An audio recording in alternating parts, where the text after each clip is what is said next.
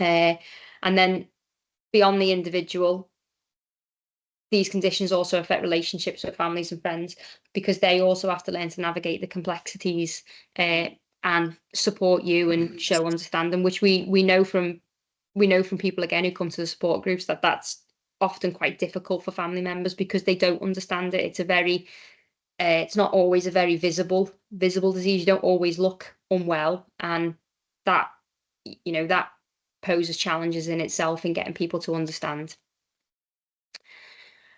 So, how can sharing personal stories help? So, we can build connections with others. It can make individuals feel more understood and less alone. It can help people process their, your own experiences as well. And it can help develop coping mechanisms through shared experience. We can look at storytelling as a bridge. It can help us connect with others, builds empathy and reduces isolation. Empathy is something that we see a lot of in this group. You're all very good at talking to one another and sharing that understanding. The reason I did this talk was off the back of the meeting that we had yesterday, when we were talking about, Graham and I were talking about how we bring more people to these meetings and how we support others, and that generally the support doesn't come from Graham, Beth, or I in these meetings. It comes mostly from all of you who attend, and that benefit people get from speaking to people who've been living with the disease for a long time, and then hearing those different stories, and it just helps kind of, like we said, remove that feeling that you're alone and that you're the only one going through it. It can help. We always say that, obviously we've got Chris and Dougie. We always say that family members are welcome to these groups, and storytelling in that way as well. It can help family members and friends understand what you're going through more. We get mutual support from each other. It can help individuals understand the disease as well. The amount of times we see people who come to these meetings and they don't, it's whether you've got ABPA or CPA, it's a complicated disease. So you get it a lot of the time where people don't really understand it. They don't understand the connection between what causes symptoms to come up and what medications. It can just help improve the understanding of what comes from where, and then picking apart, because very often many of you have got other diseases that you're living with as well, so be it COPD, asthma, and it can help unpick, oh, well, I've got ABPA or CPA and that symptom's more related to this, and understanding what can exacerbate things. People will very often find times when they feel worse, but it's only through speaking to other people who understand their disease that little bit more that they understand what could be potentially exacerbating it and causing them to feel worse at certain times. It can also just, talking about your disease can help raise awareness of it as well, which again, it's not on all of you as patients to raise awareness of it, but it does help. If more, the more people who are aware of aspergillosis and what it is as a disease, that helps the community on a whole. Briefly mentioned before, it can reduce isolation for families and friends as well. So, chronic illness affects not just you as patients, but also your loved ones. So through sharing stories, it can validate their feelings as well and show them they're not alone. We know a lot. There was an article in the news this morning talking about the burden of family members and those who have to take on more of a care and responsibility. It was in the context of MND on BBC, and that it's very often not talked about the pressure that's put on families and friends and loved ones when they've got people with long-term conditions in families. So it can really help in that aspect as well. It can help develop coping mechanisms through shared experience. So again, you all bring, a unique perspective to how you manage with your disease. Through talking to each other, others can pick up, practical tips. We talk about spoon theory a lot when it comes to managing fatigue, and can help talk about finding the right balance. So we talked about hobbies quite a lot in the groups, and how We see a lot of people who come to these, who come to the weekly meetings. They may have enjoyed gardening, and they think that they can't garden anymore because they've now had this diagnosis of aspergillosis, and they're scared that it's going to make the disease worse or it's going to cause more exacerbations. But then through talking to others, you can find a way that you can still continue with that hobby, but doing it in a way that is not going to make the disease worse, or it's not going to cause an exacerbation. Wearing face masks, using, not using compost, and just thinking about more how you work through it. Talk to each other about emotional strategies as well, so you can what kind of works. Evelyn mentioned it before, journaling, keeping diary. So when other people talk about how that works for them and how that helps them understand their condition, other people can see the benefits of it. It's all well and good, Graham and Beth and me and the clinicians, when you come to clinic, saying, keep a diary, it'll help you understand your symptoms. It doesn't work the same when it comes from us, because we're just telling you to do something that in most cases we haven't ever had to do ourselves, and we don't really understand. We know what it can do, but we don't understand what it's like from the patient perspective. But when a patient says, well, I did this and I kept a diary for so many months and it helped me understand the disease, it just brings more value. Resilience is another one. So when you hear about how others navigate their life with aspergillosis, it can give a little bit of hope to others. We encourage people to talk about successes as well, how they, when they have a good week, like Helen, Christmas Day, brilliant, you didn't want to kick everyone out of the house, which I don't have a chronic illness. I thought that was quite normal for people to want to kick their families out. But it's good to say, I had a really good day this day, but then it's not been so great after, because then people see that that's how it is, and it gives a better understanding, and it makes you feel less alone. And that's what a lot of this comes back to, is just not feeling alone in having a chronic illness. And that's something that we want more people to have access to. We know that we have people coming to clinic who they don't access these meetings, but they might go on Facebook. And the more we can share stories and that understanding of aspergillosis and what it's like, the more we can help people in as many different channels as we can, which is what we're here for. So where'd you start? So if this was ever something that anyone wanted to do, and we know we've got people in the group who do it, who have done it in the past. We've made videos on YouTube where people have talked about their condition. We've had it where they've spoken about it for the commissioners who we report to every year, and how kind of the what we do as a service in terms of how we support people has helped. So we've had people come along and do that. But if you were going to do it, one of the first places we'd start is with just a bit of reflection, which I'm sure many of you do on some days anyway. Again, to come back to you, sorry, Helen, but you reflected on the last 4 Christmases, and now this was the first one in ages where you'd actually enjoyed it, and that in itself is reflection. It's always good to think about key things that have helped shape that have shaped the experience. So for a lot of people, that's I know Gwyneth won't mind me mentioning it, but Gwyneth and I have spoken depth, and she's done talks as well for World Aspergillosis Day. She talks a lot about the journey up to the point where she was diagnosed with aspergillosis, and that's a big one for people, because we know how long that can take, but that very much informs how you go forward once you've been diagnosed. Very often a relief for people when they get a diagnosis and they don't feel like they're going crazy when someone actually says, no, this is what you've got, and then you can start to think about treatment plans.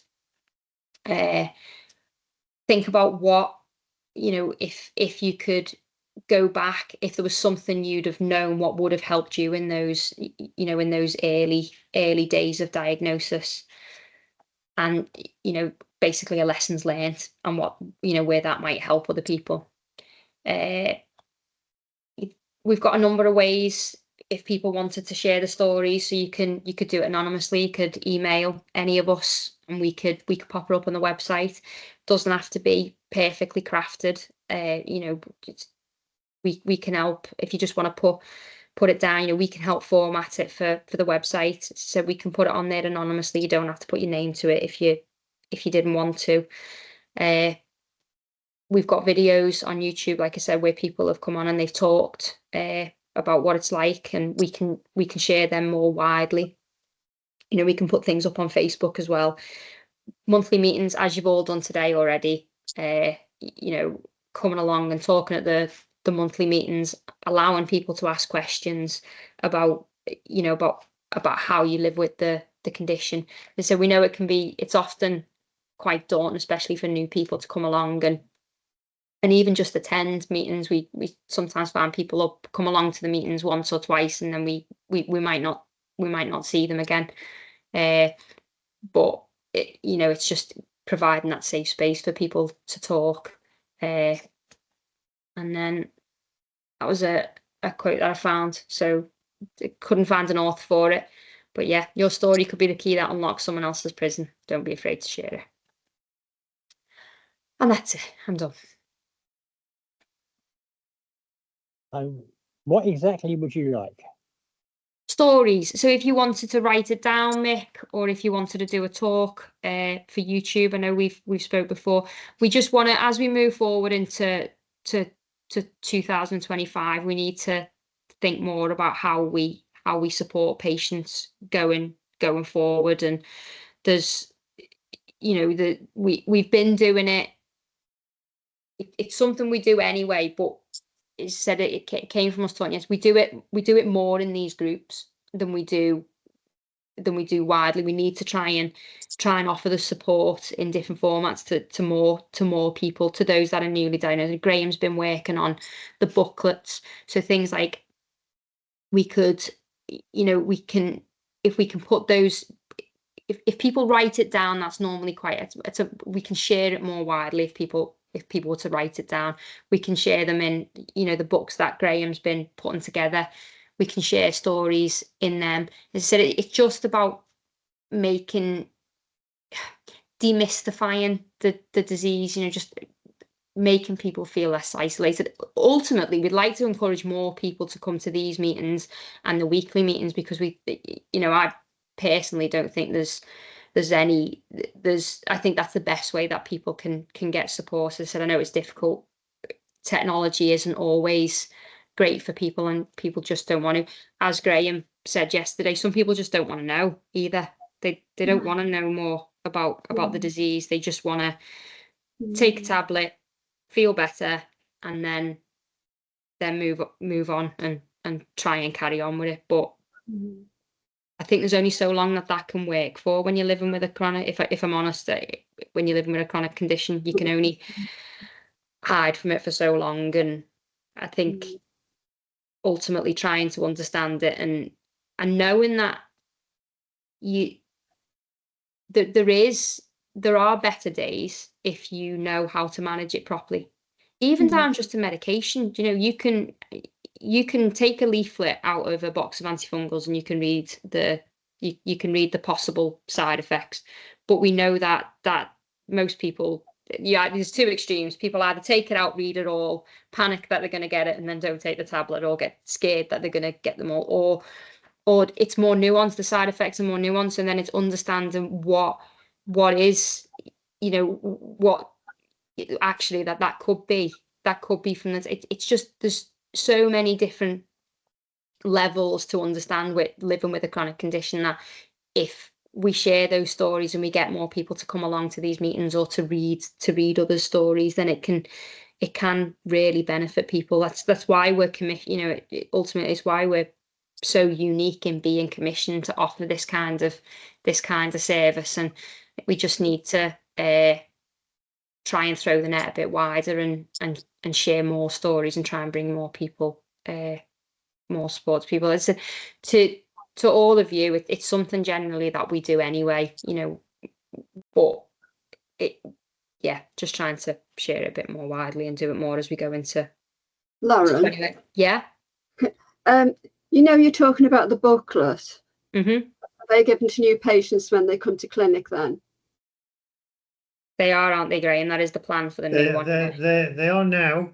We Yeah. haven't No. we've completely we gave booklets away lots of times over the past 10 years, and the clinical staff and myself have redesigned them. The clinical staff wanted something a bit more focused on this is NAC, this is who you will meet, this is why we do what we do, sort of thing.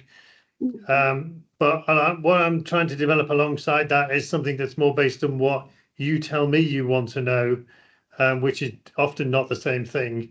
And it's what we cover in groups like this over and over again. People talk about subjects like fatigue and so on, that are major problems with quality of life, but they're not necessary. The clinicians aren't that interested because they can't actually give you a pill to cure that. They're giving you drugs that actually promote fatigue a lot of the time. So that's a really tough one. And I've collected lots of information from play, including artificial intelligence has told me lots of background stuff, and I've put it together with surveys that you guys have done with us on Facebook, and come up with essentially it's quite big fact FAQ on living with aspergillosis, and one for ABPA and one for CPA, which I have not yet finished.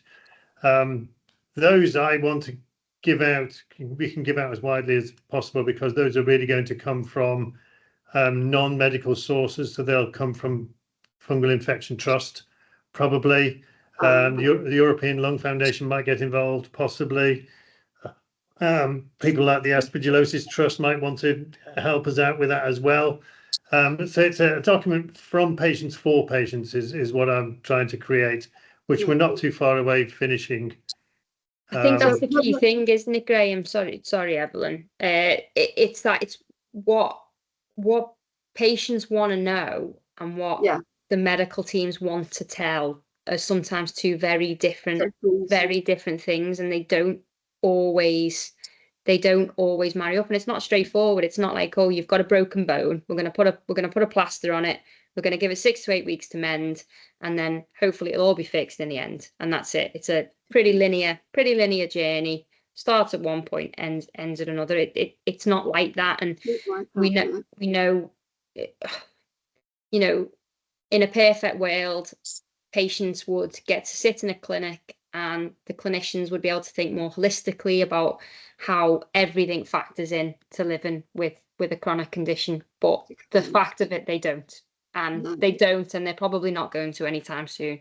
So we have to look at other, because we know that I read when I was putting this together, I looked at a study that looked back on it reviewed patients. I think it was it was quite a long period. I think it was from something like 1994 to 2006. I think it was a study, and it said in that, when it went back and looked at lots of data, and it was about depression and anxiety in patients living with chronic long-term conditions. And over that period of 94 to the early 2000s, it found that of all the patients it looked at with chronic obstructive pulmonary disease, so COPD, which is, it's not massively different, but it found that in that cohort of patients, 80% of them were likely to develop depression based on questionnaires, and a further so there was other numbers within that as well. But I just thought it was quite a staggeringly high number, really. And we know that talking therapy is obviously a big one for depression and mental health, because we're talking about, in that context, we're talking about the mental health. Depression as a mental health problem, it's got a trigger of a long-term condition, rather than being a hormonal imbalance. It's not always something you can throw tablets at. It won't always, it's not always going to be a solution. But if we can open up more and talk more, and just I do think it can help. Yeah. Sorry, Evelyn, what were you going to say? I was going to ask, in the new booklet, will there be like an introduction into the online meetings then? There is actually in the clinical booklet is all the details of what of accessing all our meetings, because we want to give those to all new patients. I'm giving them out via my MFT, and some of them are going out via links to text and things like that. But that doesn't cover everyone, and the clinicians want to give out physical paper copies in the clinic as well. To do that, we've got to get it through a particular committee, which is in process. So we're trying to cover all the bases with that particular document. With my particular documents, would be mostly distributing them online, I think. But I have any additional advice on what people would like to read in such a document is definitely appreciated. This is we've got World Aspergillosis Day coming up as well, so we would like to involve you in what we talk about in the afternoon, and I think Beth's going to talk about that a bit later on. Yeah, yes. Some of what I said was going to say about that. Lauren's actually covered for World Aspergillosis Day. If anybody would like to share a story for that, we've got spaces free, and that would be really, really, really good. If it's a bit too daunting to sort of do a whole big public speaking thing, if you want to send in any, just like write a couple of sentences, or just anything that you think, I want to say this to the community, like aspergillosis people in general, like doctors and scientists and other patients. If you want to send anything in, we can include it, and it doesn't have to have your name on if you don't want. Or if you'd like to do like a sort of a little, here is my story, like the videos that we did before, or we could sort of ask you questions so that you've got a prompt. If anybody wants to get involved, we would be really grateful if anybody wants to volunteer, because we're a bit lacking on that so far. It's just around the corner. It's only 4 weeks away. The other thought that I think I discussed with ELF and some people from Aspergillosis Trust, they're going to get involved in future events, but this was a bit too much short notice this time, was to actually have some sort of a question and answer thing. So if people want to have a particular question that they want to ask the experts, we could probably get somebody like Chris Cosmidis to answer questions in the afternoon, on a forum similar to this, I guess. But which might be interesting, or obviously I can answer some things as well, and we can all have a go. In future, we would hope to have something a bit more international, from experts coming from different countries, which is where ELF come in. ELF being European Lung Foundation. Yeah. It's just I think the morning's more or less organised with professional speakers, but we'd like to try and do something a bit different. We're not quite sure what everyone wants us to do in the afternoon as yet. Couple of hours in the afternoon, probably. Yeah, we've got a couple of themes that we're sort of building things around this year. So one of the themes is, why did I get CPA? So we've got some talks about different reasons, different sort of things that lead people into getting CPA. But if anybody wanted to do a bit of a patient story about how it affected you, like how when you first get your diagnosis, like all the questions that pop into your head, and sort of feeling, sort of all the feelings like, oh, should I have done something differently, or why me, or is it genetic, am I going to pass it on, that kind of thing. That would be really helpful.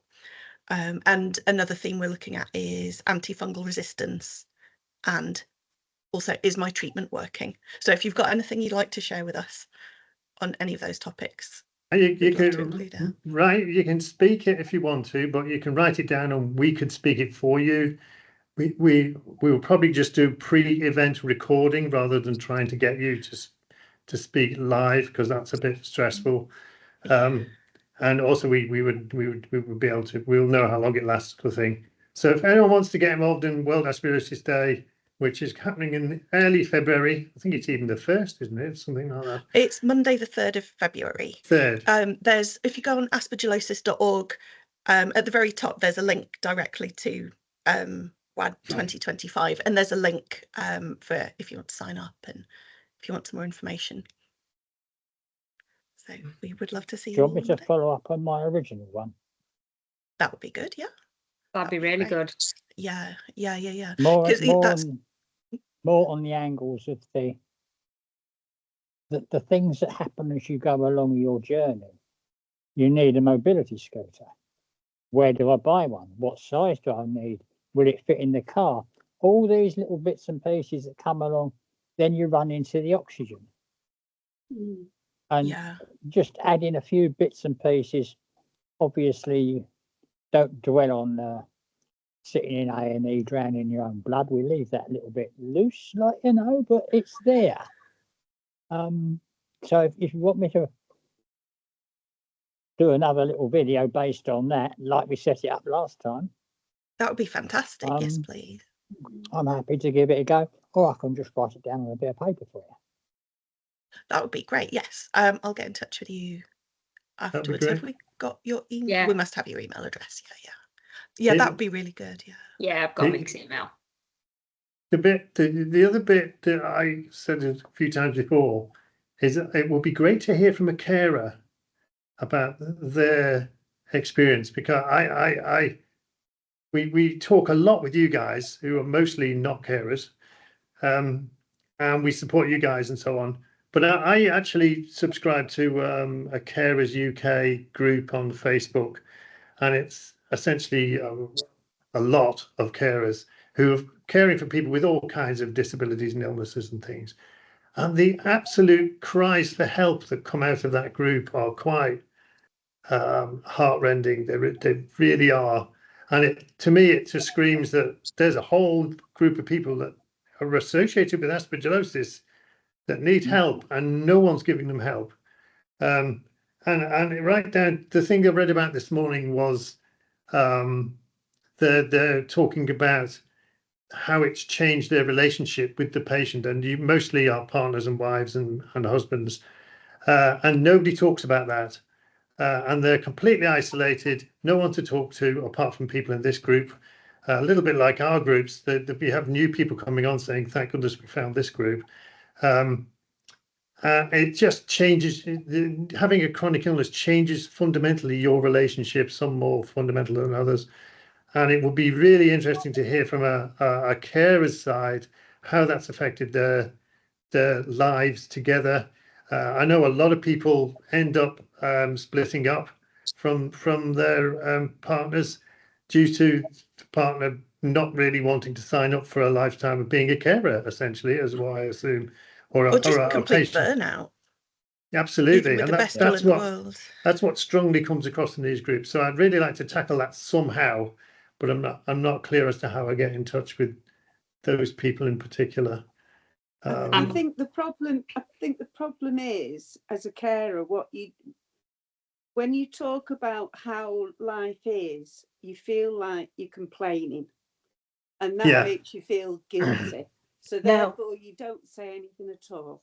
And this is what this is one of the things that we have to do, is we have to remove that thought process around it, and the way that people feel they'll feel like they're complaining, or that they don't have a right to speak up about it, because you do. Like I said, the news article this morning on BBC said it was about MND, and it was talking, they had a wife on of a jet, because it was off the back of the Rob Burrow story, and they were talking about how because his wife's doing more for the families of people living with it now.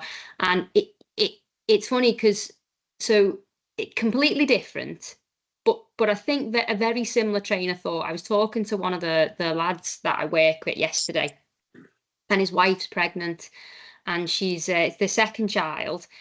They had a really traumatic first time round with their little girl, and she's really struggling with her mental health. and he's really struggling because she's struggling, and he feels like he'll talk about it and then he go, oh, but I'm not the one that's pregnant.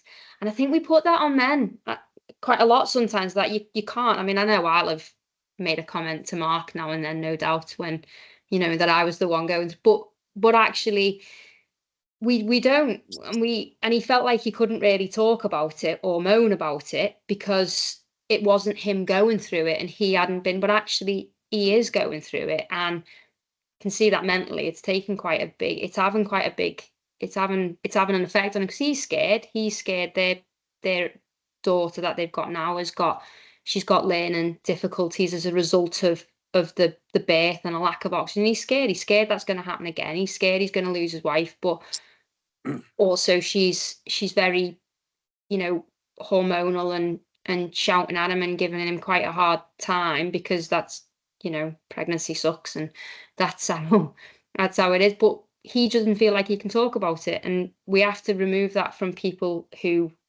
anyone who's living with someone who's going through something.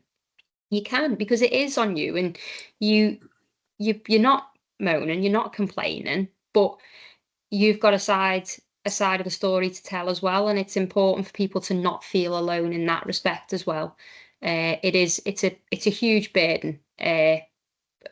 You can do it with all the love in the world and not leave, but it is a lot, and it does put pressure on people, and we have to think, if the carer or the loved one or the family member or the friends, if they're not supported equally, then how can they be expected to give that support to their loved one if they're not if they don't have an avenue to go and vent and to say, I'm really not having a good day, I'm struggling to cope with this, then their mental load becomes overwhelming, and they can't be that support mechanism, and then they might be more likely to leave and walk out the door and say, I can't do this.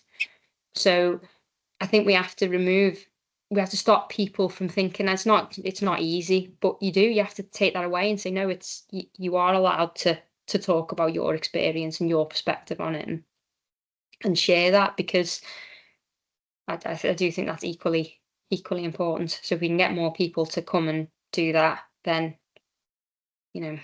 Or maybe we in some way enable patients that we do have contact with to open a conversation with their partner, husband, spouse, whatever. How is this affecting you? Like Chris had just said, there's a really awkward thing to deal with there. I don't know how we do that at the moment, but maybe we talk to the people that we do have contact with and try and improve the situation via them somehow. That it would be really good, I think, to have a few videos where if somebody who's struggling, well, so if somebody who's watching the video is struggling and thinking, I don't even know how to start talking about this, if they can see, say, a couple or like different family members actually having that conversation, and they can watch somebody else talking it through, it might be it could be quite a gentle way to start that conversation. Like if you can see somebody else saying, look, I wish you'd just tell me when you need stuff. I wish you would just spell it out. So, like my granny. I've got some ideas now. I've got. I don't know if has anybody ever. I listen to Radio 4 as Graham and Beth will know, because I talk about it quite a lot. There's a program on Radio 4 called The Listening Project. Has anybody ever heard it? No. It's brilliant. It's really good. And what they do is they get pairs of people, and it can be strangers, it can be people who know each other, it can be friends, it can be mothers, daughters, and they get them to talk, and it's brilliant. If anyone's got any free time, just go on BBC Sounds, have a listen to it. But I'm thinking that something like that could be quite. I did something similar in my previous job, based off the fact that I listened to it. I did it with when I worked in the energy sector. We did it with innovators in the community, where we'd get two different people from different sides just to sit and just talk as a podcast, not on a video or anything, and that might be a really good format to try and do it with. But the listening project is really good. But as I said, when Beth was talking, then I thought, oh, the listening the listening project. Definitely.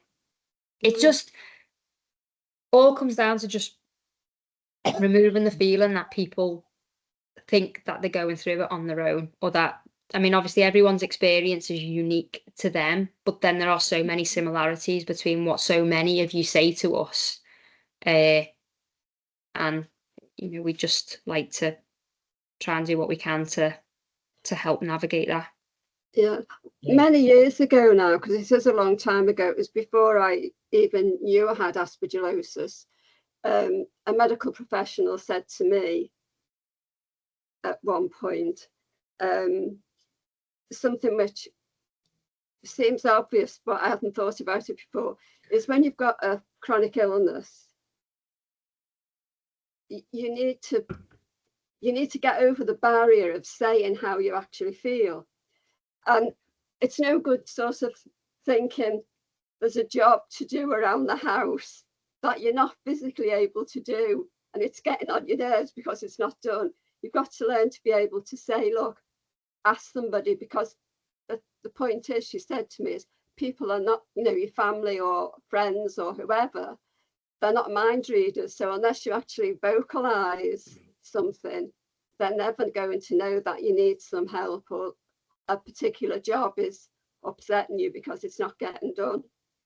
And to put that into you know, to voice that. And a big problem around this is that, of course, I meet a group of people on a Monday who've gone through all sorts of things, all sorts of, they're all palliative.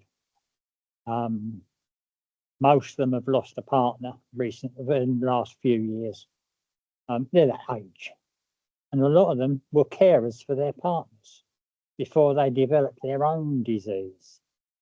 We got a woman at the moment, her husband's just going through serious Parkinson's. He's had a hip replacement 9 months ago. He's still not walking.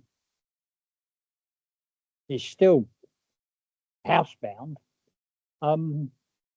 with hoists and lifts and goodness knows what else. And she's had to adapt to all that. But she's got a very supportive family. But there's a whole selection of people who have been through that process. And what I liked about my last meeting, my consultant did tell the student doctor, if you've got respiratory conditions particularly, it can lead to social isolation and depression, because people don't want to walk around with an oxygen bottle. They don't want to be seen like that. They don't want to be seen in a wheelchair or a mobility scooter. And it's overcoming all these barriers that people have. And as you say, because you've got something like if I get out of my car, I parked in a disabled bay and I put my badge there, I might have my walking stick. It's only when the mobility scooter comes out of the back that they start thinking, well, perhaps he needs it. If I'm not going that far, now, of course, I put the oxygen on. But before then, they don't know there's something wrong with you. There's no visible sign. So you might have, it's something you have to get across to your own particular carers. You don't look particularly sick at any one moment in time. The question starts coming, well, are they genuinely sick? Are they just having a bit of a rest today? Going to let someone else get on with it? So all little barriers that have to be got through. My eldest only, or my youngest, his boss's missus has got fibromyalgia. So he asked my wife, my wife, what does she take for her fibro? So she listed off her medication, and he said, blimey, that's a lot. It's quite serious then, isn't it? We've been trying to tell you for a long time. Just because every time you turned up, you know, she's on her feet and doing things, doesn't mean to say she's feeling perfectly okay. It's that sort of thing that's got to be got across. And sometimes your immediate family don't understand the problem. No, I think I said before, with my brother-in-law, he was one of the top scientists in the country. He doesn't know much about this, and I sent them Jill's blog. And after they read that, they then informed the rest of the family, including my elder sister, who insists that there's nothing wrong with me. He still thinks there's nothing wrong with me, but they all now have a better understanding just by reading Jill's blog. And I can't remember which one it was because she did a lot, but this was shortly, maybe 2-3 months before she died. So they definitely give people the insight. Because the message I got back from my sister after she read it, she went, "Blimey, Frank's really quite upset about all of this. He just didn't realise how bad it could be." And that's a scientist. So it is, for other people sort of to take it on board, it's quite difficult. You find people in the medical community who don't understand it though as well. Sorry, Chris. You know, there's, like Angela was saying before with the asthma nurses, you'll find people who, you know, I've got a lot of friends who are doctors and nurses and they've never heard of it. They've never heard of it until I've mentioned it. Yeah. I think we're quite lucky. I mean, Doug's had this for 35 years now. So, you know, all of our friends know that if we do arrange to meet them, I might ring the day before or even the day and say, "Sorry, we're not coming," or "No, we can't do that," or "No, don't come round." And they understand that, you know, that's how it is. So, you know, I cease to feel guilty about letting people down in that way. But yeah, so I mean, we don't have a huge circle of friends, but the ones that we do have, you know, do understand and don't sort of say, "Oh, I'm not inviting them again," you know. So yeah, so they're very good. It's really good. Yeah, because we've got a really, well, we had a friend in Cornwall who Ken's been going down to since he was 9, and we used to go every year. But there was one year, just before COVID, when I wasn't well down there and I had to go to the doctors. And I said to my husband, I said, "Don't mention it." Well, he did. And we haven't been invited back since. And that's 6 years. And he'd been going down there every year for nearly 50 odd years. They just don't get it, basically. So, yeah, it's an awkward one. Yeah. I'm surprised you said that, Lauren said that it was 80% of patients suffer from depression. I'm surprised it's as low as 80%. I thought it'd be 100%. I never ever mentioned to anyone. So I never mentioned to anybody about sort of anxiety, depression, because once you do that, you're in a box. Well, yeah. So, you know, I'd never mention it, but I do. And we're trying, I think generally, on a whole, as a society, COVID, there's some good things that came out of COVID, and not many, but there are some. And talking about mental health was one of them because of what it did for people. I've got the study up in front of me. I put it into Telegram. So it was the results were of a systematic review from 1994 to 2009 showed that up to 80% of patients with COPD will develop depression symptoms. 74% of them may develop stress symptoms as well. So that's further physiological symptoms as a result of the depression, and that was in comparison. Patients with heart problems were 60% more likely to get depression and 45% anxiety, so actually much lower. But both conditions correlated to higher mortality rates and lower quality of life, which we do, know. And it also said that patients with chronic diseases, either lung or heart problems, who then went on to have depression, were 2.5 times more likely to have reduced mobility in comparison to depression-free chronic patients. It's a really interesting study, actually. But yeah, 60% of all patients with breathing disorders, so that's all of them, seem to have anxiety and depression problems. So statistically, more associated with breathing disorders than anything else they looked at in this study. That doesn't surprise me because it's so linked, like anxiety and breathing, sort of the panic attack process. It is quite physiological. But that's normal.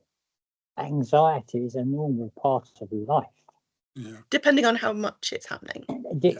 But it gets labelled. If you're having a bad day, then you say, "Oh right, I'm a bit fed up today. I've got a bad day." Say that to a professional, and you're depressed. I'm worried about my driving test. Oh, your anxiety. It's everything gets lumped with under a broad banner. You're suffering from anxiety or depression. Well, actually, you're not. You're just a normal person undergoing a normal momentary issue in your life. Yeah, so that's more where we're talking about stress response rather than an anxiety response, isn't it? Because anxiety, with it comes physiological symptoms with anxiety typically in most people, and it's very, I think it's very much something that we society lumping people into a box. People do become scared to talk about it, and you shouldn't be, because I do think talking does help, and you never have to be afraid to mention it in any of these groups, Angela, that you attend, because but that is, and it is, people are fearful of being stigmatized, and I know I fell under that when I applied for this job. The one of the health disclosures after I'd been offered it asked if I'd ever suffered from depression or anxiety, and I had anxiety after I'd had Lyra, and I was made redundant, and I had to go through a tribunal, and I did have anxiety. It was COVID.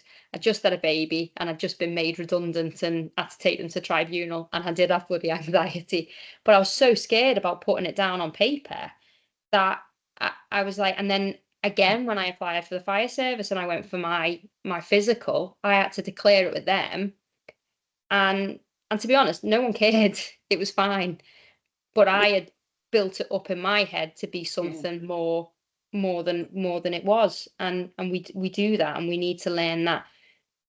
The more we talk about it, the more I think we find that people are in similar situations and that they've had similar experiences or feelings, and but it's not easy. And I think there's so many aspects of life where people aren't good at it. I think parenthood's one of them, and social media hasn't helped. Everyone makes out like being a mum's all rainbows and unicorns. It's bloody well not rainbows and unicorns. Yeah. 5 minutes with 5 minutes with my kid, and you'll realise it's not rainbows and well, I've got two, but one of them in particular. But people don't talk about it enough. They don't say it's hard.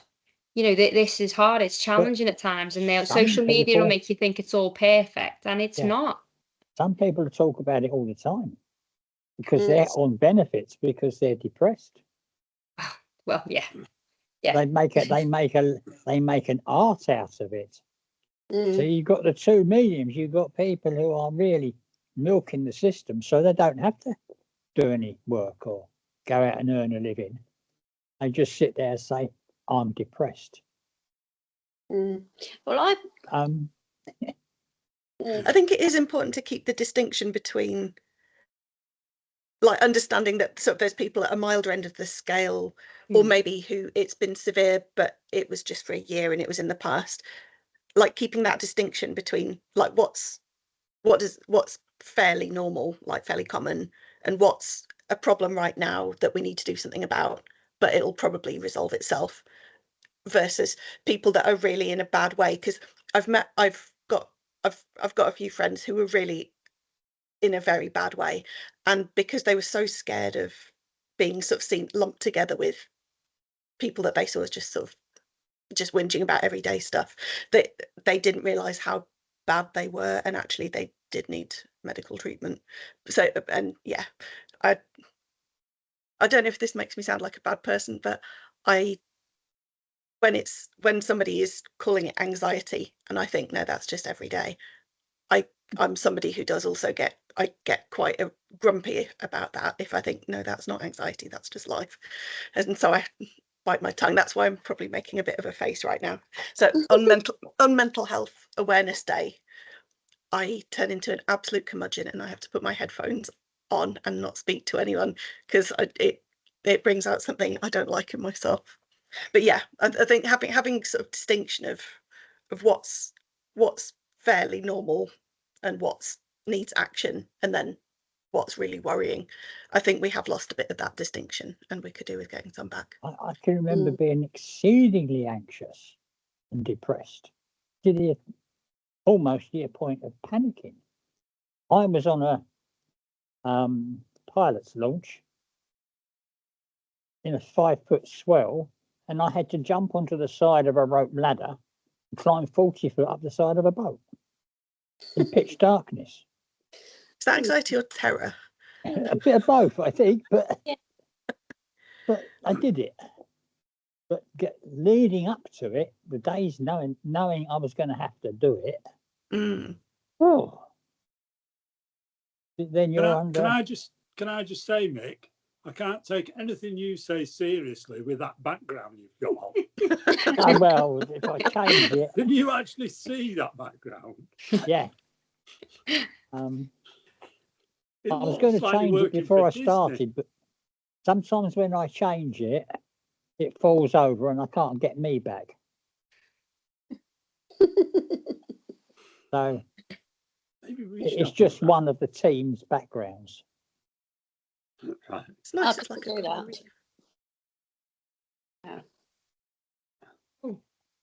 Did anybody, I don't know whether anybody's the same as me, when I was first diagnosed, when I was first ill, when I was really poorly, I had a very short temper.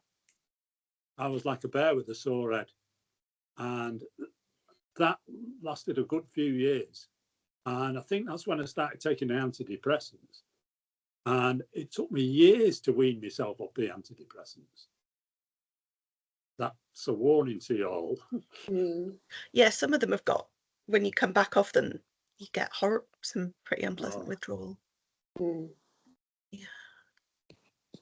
Yeah, I was given them once, and I didn't even think I was depressed, but they insisted I took these tablets. I took one and it knocked me out for the whole day, and I've been the rest. Was it mirtazapine by any chance? Yeah. I don't know. There is one that makes you very sleepy. Yeah. Yeah, just knocked me off my feet. But, it took me about 3 years to wean myself off. I was cutting up the tablets so small you could barely see them. I was taking 1/8 of a tablet in the last weeks.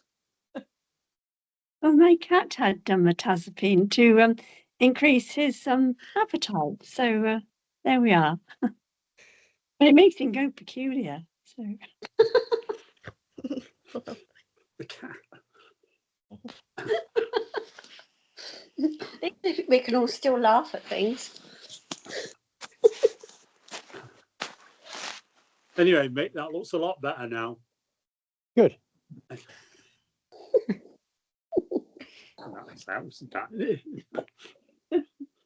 Well, that sparked a much longer discussion than I'd anticipated. It shows that it is good to talk. See, we all need to talk. So I will now hand over to Beth and or Graham. I'm going to have to go. I've got an appointment soon, so I need to go now. Take care, Evelyn. We'll see you next Bye, week. Evelyn. See you now. Bye. That was a really useful discussion. I've made loads of notes in the other tab.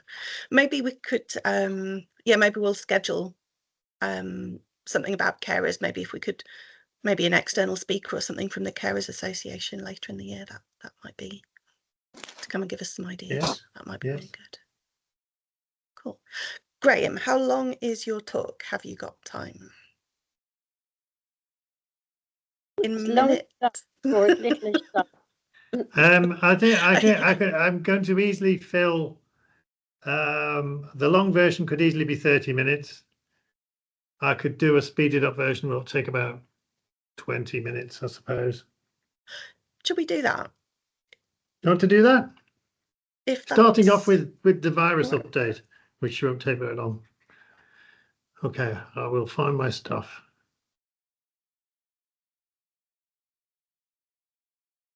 Right, hang on. So share.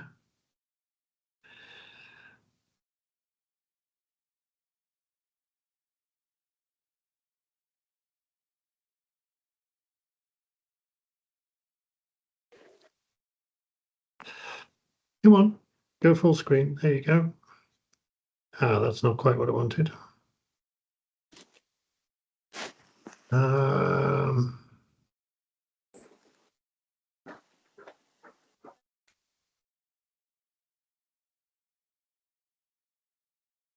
There we go. Can everybody see that? Yes. Yeah. And rather like Lauren, I've revised my slide backgrounds for the new year. So they're quite pretty anyway. So the usual stuff, we're just respiratory, not respiratory viruses. What's the state of play at the end of last year? The only data we've got ends in mid-December, but it gives us a reasonable guideline. Here we've got flu, and as was previously mentioned, flu is going up fast, and this is the middle of December, so I imagine it's sort of in the region of up here by now. A lot of people are getting respiratory coughs and colds, myself included, and everyone in my family, and I think everyone in Lauren's family as well. This is really common. It looks like it's mostly flu, because over here we have COVID, and COVID is at a very much at a low in the mid of December, and is still pretty low. We're certainly not seeing no surge in COVID, but we are seeing a huge surge, really a kind of traditional flu epidemic surge, which is happening right at the moment. So maybe that's something we need to bear in mind.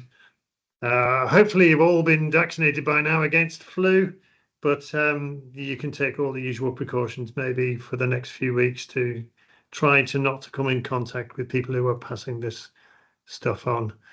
I don't think what I had anyway in particular was flu. It was a lot of coughing and goop rather than being reduced to a standstill because of flu. I think it was probably something more like one of these. We've got COVID very low at the moment. Influenza high and climbing, but probably something like RSV or rhinovirus, which RSV was surging but peaked sort of at the beginning of December and has been falling ever since. So RSV is the one that we can get the new vaccine for certain adults. I think it's over age 70. Between age 70 and age 80, you can have the vaccine for this. Before now, it's mostly been a child virus. That seems to have changed a bit in the last few years, but it's falling anyway. Rhinovirus, which is a common cold virus, which is probably more similar to what I've just had anyway, has peaked in autumn and has been falling ever since. So essentially, reason to be concerned about the levels of influenza. I think was it Lauren said earlier on today that the doctors were saying this influenza cases are very high at the moment that they're seeing. So that's definitely something to be aware of. And that's it really on the viruses. We all know the precautions to take, and we know to try and avoid flu. Okay, so this I've got 15 minutes. I'll try and go through this quite fast. So biofilms. I read Beth and I both watched a talk which was funded by the group at Exeter in December, which they do, I think it's about once a month, where they get a speaker about some aspect of medical mycology. And this guy, Robert Kramer, talked about biofilms. Now, biofilms are a subject that has been in our consciousness now for probably 15, 20 years. We have a dentist working with us, and she's always talked a lot about candida and biofilms. And biofilms exist on all kinds of structures produced by microbes. This is somebody's teeth and all this goop around their teeth, which is dentists call tartar, are produced by the biofilms produced by the bacteria in our mouths, that if we allow it to build up, we tend to get this tartar being laid down. So it's not just in our mouths or anywhere else. There's biofilms produced all through nature. Here's some algae and a riverbed, and all that slime and gunge is a biofilm produced by the algae, the green stuff in this picture. So biofilms are a huge range of stuff. However, they are produced by microbes, and we should, instead of thinking of microbes as little piles of cells, we should probably think of microbes as small collections of cells in a whole sea of this sugary, proteiny, nucleic acid gel that they're suspended in. This is we're probably familiar with this sort of thing. When if you get that red bug that tends to go in your bathroom, most of that red pigment and all the goop is mainly the biofilm produced by the bacterium that's causing the issue. So we've got all kinds of different cells in this biofilm. Each produces its own type of biofilm, but all of them are immersed as a community in this gel. And that can cause us problems as doctors. They're very useful to the microbe. So just as with the teeth and with the riverbed, if you produce a biofilm as a microbe, it helps you stick to things. And once you've stuck to things, you can grow and cover that surface. And that's essentially what these biofilms, one of the things that these biofilms seem to do. Biofilms have a lot of advantages to the microbes. Give a lot of advantage to the microbial colony. Once they're immersed in a biofilm, bacteria become very resistant to things like lack of water, acidity, alkalinity, bleach, even UV light. So that algal population on the bottom of a riverbed would be resistant to it being constantly exposed to sunlight in countries where we see a lot of sunlight. And even more importantly for the medical talk, they even render the microbes resistant to antimicrobial chemicals, and that can be chemicals like disinfectants, but it can also be chemicals like antifungal medication. There's been a lot of research done on biofilms, and to the extent that we're almost fed up just hearing about them. Until I read this paper, to listen to this talk and read the paper talked about just before Christmas, I was mildly interested in them. Now I'm really interested in them. They can neutralize an antimicrobial. If you give an antifungal to a microbe like maybe Aspergillus or like maybe Pseudomonas or the other types of infections, respiratory disease people get, it can neutralize the antibiotic or the antifungal before it comes into contact with the target microbe that it's trying to kill. This gel just stops the antimicrobials getting at the microbe. Some of the antimicrobials do not penetrate biofilms at all very well, can't even get at the microbe to kill it, even though on a laboratory dish it probably can get at the microbe to kill it. They're very tough things to get through, although we are developing antimicrobials that can penetrate biofilms, antibiotics. Now, even if they can get in there, though, the microbial colony can sort of go to sleep, and lots of individuals in the colony will become dormant. And once dormant, doesn't matter how much drug you give, you cannot kill that microbe, and it stays there lying dormant until you've stopped your course of antibiotics, and then it'll start growing again. These biofilms are incredibly useful to the microbes, and incredibly annoying to the average doctor. You even get these persisters, which are more specifically actually in the microbial population, that community in that gel, and they can specifically block antimicrobial activity. They are an absolute nuisance, these things. Where do we find them? Most of the people will be familiar with the goo that we see gathered on teeth that I showed you earlier, but in medical terms, lots of medical devices that we put into people's bodies, like catheters, prosthetics for joints, artificial heart valves, and even pacemakers, can become covered in biofilm. Catheters in particular, of course, because they're passed under the skin from outside. So you can imagine that I'm sure Lauren would probably have more experience of this than me, but they rapidly get infected by the yeasts and other microbes that are on the external part of your skin, because those catheters are sat there on your skin the whole time. And these cause biofilms. Once they've got biofilms, then they're really tough to get rid of. And in 2002, it was estimated that 80%, there's that figure again, 80% of microbial infections in the body were enabled by biofilms. These things are a major pain in the ass, essentially. But now we're starting to fight back. It says some figures. It is estimated a bacterium, rather than a fungus, that is free floating without a biofilm can be 1,500 times more vulnerable to an antibiotic or a disinfectant.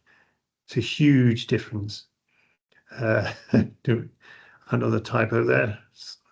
Microorganisms, bacterial and fungal, can also have, so this does not refer to your fungal infection becoming resistant to the azole. That's a separate problem.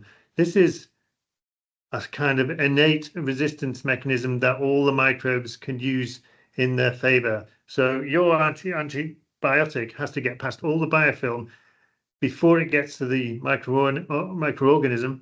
And once it's got there, it might find the microorganism is itself resistant, forming a double whammy that makes it really difficult to treat. So these things are difficult. Fungi are also very good at growing on prosthetics and forming biofilms, just like before. You could even call human tissue a surface on which biofilms will form in things like vaginitis and oropharyngeal candidiasis.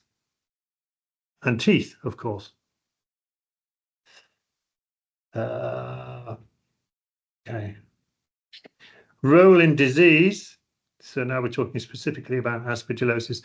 In acute invasive aspergillosis, we know that biofilms form in the lungs and in other organs as these things can invade travel out of lungs and start to invade other organs. It uses biofilms to help that process and to try and avoid being treated by antimicrobials. CPA in particular, so your fungal balls that grow in cavities in your lungs, biofilms may contribute to disease persistence because we can't get that antifungal into that ball of fungi, because that ball of fungi is immersed in its own biofilm goo, and we can't get the drug in there. That may be part of the problem why we have difficulty killing these fungal balls from the outside using systemic drugs, and why we have to end up using surgery. ABPA, we've not looked so much with biofilms, but they may play a role in maintaining fungal colonies. Essentially, in ABPA, the fungus is embedded in a way as your own biofilm, which is all the mucus that you produce. and there's a biofilm fight, a biofilm off, as we might say. And the fungus has ways of avoiding being got rid of via your mucus using its biofilms. So causes drug resistance and resistance to everything, like azoles, echinocandins, which is another type of antifungal, and amphotericin B.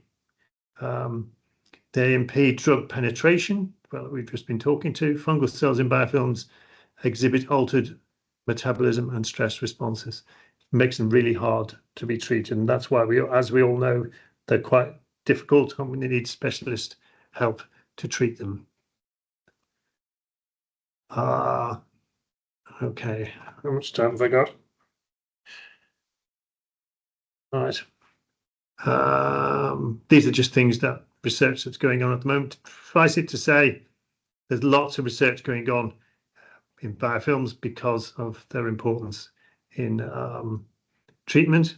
We're even starting to try and look to see if we can see biofilms using new imaging techniques, which would be very useful.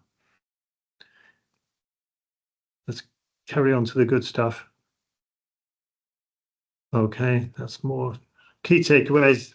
But Aspergillus biofilms significantly complicate the management of aspergillosis by enhancing drug resistance and immune evasion. So even your own immune system can't get through these biofilms, particularly things like neutrophils and other white blood cells. Understanding biofilm biology is critical for developing effective diagnostics and therapies. It's so difficult to treat. If we can get past these biofilms, we might be able to treat much more effectively. And to do this, ongoing research is focusing on disrupting biofilms, which we can do. Some things we already can do. Some antibiotics are much better at getting through biofilms than others. Improving antifungal penetration and enhancing immune clearance. Essentially, we've got to try and bust through this barrier of the biofilm. We saw this talk from Robert Kramer, who's a United States scientist. I can't remember the exact place. And he talked about this is a fungal colony growing on a petri dish. It's quite a dense colony. It's going green, it's sporulating and so on. But if you look into, that's in the laboratory. But if you look into someone's lungs and pull out a clinical specimen like this, you can see it's organized completely differently. This is covered in biofilm, and this isn't. This is feeding quite nicely on the agar nutrients. So we can't really use this to help us research this as well. They're a lot different, essentially, is what he was saying. So they submerge their fungal growth colonies, and they grow like this, sort of moving out into the liquid above. And this is much more reminiscent of this type of disorganized growth than it is of fungi growing on a plate. So this is what they used to do their research.